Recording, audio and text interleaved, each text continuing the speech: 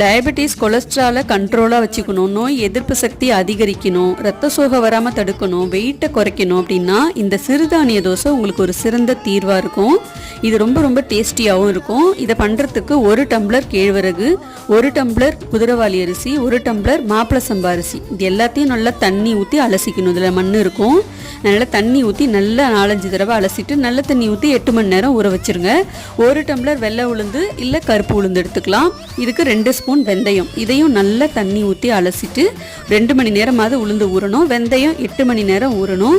இப்போ நல்லா எல்லாம் ஊறினதுக்கப்புறம் மிக்சி ஜார்லேயோ கிரைண்டர்லேயோ சேர்த்து மாவு அரைச்சிக்கணும். கொஞ்சமாக தண்ணி விட்டு முதல்ல அரிசி அந்த மாதிரி அரைச்சிக்கோங்க. அடுத்து உளுந்தும் வெந்தயமும் சேர்த்து நல்லா அரைச்சிட்டு தேவையான அளவுக்கு உப்பு சேர்த்து கையாலே மாவை கரைச்சி 8 மணி நேரம் புளிக்க வச்சுட்டிங்கன்னா இந்த சிறுதானிய தோசை மாவு ரெடி. இதை நீங்கள் இட்லியாகவும் செஞ்சுக்கலாம், தோசையாகவும் செஞ்சுக்கலாம். ரொம்ப டேஸ்ட்டாக இருக்கும். டீட்டெயில் ரெசிபி சேனலில் போஸ்ட் பண்ணியிருக்கேன், தேவைப்பட்டால் செக் பண்ணி பாருங்கள். பாய்.